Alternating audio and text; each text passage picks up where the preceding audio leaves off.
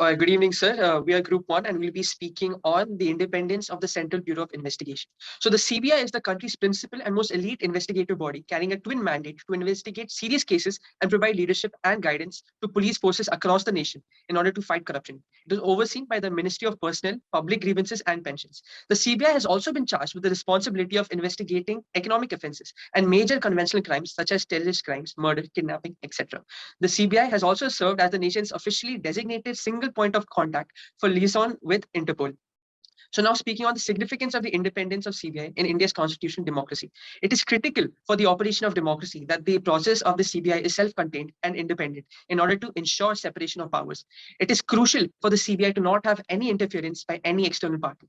There's always a risk of the decisions of the CBI being influenced by external actors, such as circumstances emerging in which the process is hampered in some manner by an external entity, such as the Indian Parliament, in which the decision of these judges are always at risk of being swayed in favor of the Parliament. This would be quite detrimental to India's constitutional democracy. Also, the independence of CBI is important to maintain the principle of check and balances of the constitution, as integrating its activities in any of the three government branches would disrupt the balance of constitutional power.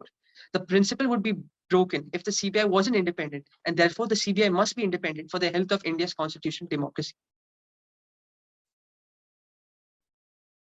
The Central Bureau of Investigation was formed as an independent body on April 1st, 1963, under the guidance of the Defense of India Act 1915 to supplement their investigation into matters of utmost prominence for the government. The CBI is conferred investigative rights under the Delhi Special Police Establishment Act 1946. The highest ranked official in the body is the director, who was appointed in accordance with the provisions of the DSPE Act of 1946. However, with the enactment of the Lokpal Act 2014, a high-powered collegium of the Prime Minister, the Chief Justice of India, and the leader of the opposition overlooked the appointment of the director of the body. Sections that are imperative to understand the orderly appointment and functioning of the CBI are Section 4B, Clause 2, and Section 4A, which elaborates on the procedures of transferring and divestiture of high-rank officials. The landmark case of Vineet Narayan versus the Union of India led to the Supreme Court revising the DSPE Act in 2003. That resulted in the procreation of the Chief Vigilance Committee Act. The CVC Act provides protection to the Director's Office for a tenure of 2 years. The CBI is exempt from the remits of the Right to Information Act under Section 24 of the RTI law, which leads to questions being asked over its accountability. The investigatory powers of CBI extend to all jurisdictions besides union territories.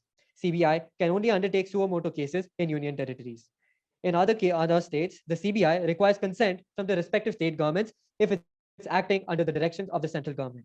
The aforementioned acts are imperative to understand the cases that my teammates have analyzed in the following sections. So, looking at the case 1, even if you hadn't heard of CBI before, I'm sure that during the course of the previous year, you would have. One of the most sensational actors of the Bollywood industry, Sushant Singh Rajput, was found dead on June 14, 2020. The first to arrive there were the Mumbai police, who, with very little evidence, came to a conclusion that it was a suicide. Unhappy with this decision, KK Singh, the father of Sushant Singh Rajput, files a complaint with the Patna police and also later demands a CBI probe.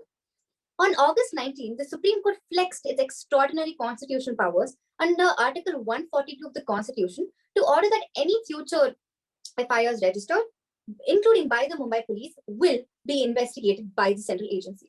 Important thing to be noted here is that this CBI probe was not just asked by KK Singh, but it was also asked by various individuals belonging to political parties. This is when the case took a political turn, and it also started showing how CBI handled political pressures. Fast forward to a year later, there has been no conclusion that's been given by the CBI at all. A CBI official who spoke on the condition of anonymity said that the investigators don't want to rush their findings, even though the Medical Board of AIIMS concluded in September 2020, after studying the post-mortem exams, that the actor's death was a pure case of suicide. We've all heard of the saying, justice delayed is justice denied. Is that what's happening here? CBI, the most elite crime-solving bureau in the country, is not able to come to a sound conclusion even after having all the resources and the evidence they need. After going through various reports and articles, there was something that caught my eye.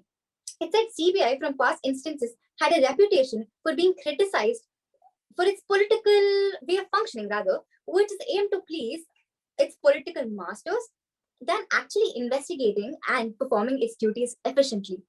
So is the pressure of media as well as political party impairing the independence of CBI, with the conclusion and evidence that I have in my hand, I have to unfortunately agree to this notion. CBI versus CBI, a chain of events that recently left the CBI in shambles and threw light on the unprecedented proceedings occurring within the CBI. The feud between Alok Verma and Rakesh Asthana, holding the top two positions in the CBI of director and special director respectively, had left the so-called democratic institution in a disastrous position. The autonomy, transparency, and responsibilities of CBI have been questioned. Asthana was alleged of accepting bribes by Satish Sana, who was under the CBI's radar in connection to a case involving the meat exporter Moin Qureshi. Before moving on to the facts pertaining to the Asthana versus Verma case, let's shed light on Moin Qureshi's influence on CBI and its former directors.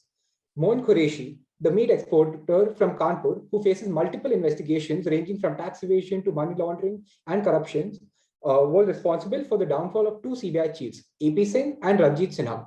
Director of CBI from 2010 to 12, AP Singh was forced to step down from the post after his relationship with Moin Qureshi came to light. Director of CBI from 2012 to 2014, Ranjit Sinha's ties with Moin Qureshi were exposed and his autonomy was questioned. In 2017, CBI registered a corruption case against him on allegations of abusing his authority to scuttle inquiries, investigations, and prosecutions in the coal block allocation cases. Following the footsteps of their predecessors, in October 2018, Alok Verma and Rakesh Asthana both had bribery and corruption allegations against them. Both Verma and Asthana alleged each other of accepting bribes from Satish Sana, who was an aide of Moin Qureshi. An alleged corruption complaint filed by Rakesh Asthana against Alok Verma reported that Verma had sought to impede his functioning, interfere in investigations, and malign his reputation on the basis of unverified facts. Asthana also claimed that Verma had asked him to call off planned raids at the 11th hour. Subsequently, CBI registered a case against Asthana, allegedly taking bribes. This resulted in CVC questioning the CBI's motives, and in order to maintain the system's independence, the top two executives of CBI were sent on an indefinite leave and eventually sacked. Meanwhile, an interim director, Mr. M. Nageshwara Rao, was appointed in 2018. This unprecedented move that the opposition linked to BJP and questioned their motives led to widespread distress and brought incertitude to the democratic system. When we think of CBI, we think of a premier investigation agency that exercises independence and integrity at the highest level. The public has the optimistic view that the body investigates in an objective and ethical manner. With the information presented to us, there are 3 points that come to light. That is government interference in the appointment and removal of CBI directors. In the Alok Verma and Rakesh Asthana case, the government had a hand to play in sacking the acting director of CBI, Alok Verma. He was removed 2 days after being reinstated by the Supreme Court and shunted out as Director General of Fire Services. He resigned in the name of natural injustice being denied. There's a single directive system followed for prosecuting senior officials and public servants. In this, CBI has to get the permission of government to launch a prosecution against these officials. The government shields certain officials by inordinately delaying sanctioning the prosecution. Even though this system was struck down by Supreme Court in the landmark case of Vineet Narayan versus Union of 1998, it was reintroduced by the government in 2003 under Section 26 of the CVC Act. The supervision of CBI is left in the hands of CVC, who can conduct a proper inquiry if deemed necessary. The center should have no part in this. The agency shouldn't require the government's sanction to prosecute officials and public servants. A recurring theme of political interference has played, leading to the failure of insulation of the body. Despite revisions made to correct errors, is CBI truly free? The CBI was denied the right to hire its own lawyers, which would have provided it with greater autonomy. The new system still has restrictions which impair the independence of the agency. This shows CBI is a caged parrot and unable to exercise autonomy. Therefore, some of the suggestions to make the agency truly independent are: the government should set up an independent parliament committee to which CBI would directly be responsible under. The second, CBI should have a direct budget from the Consolidated Fund of India so that it is not dependent on its political masters for its finances. Only political will of government with scruples can bring bold measures. Thank you.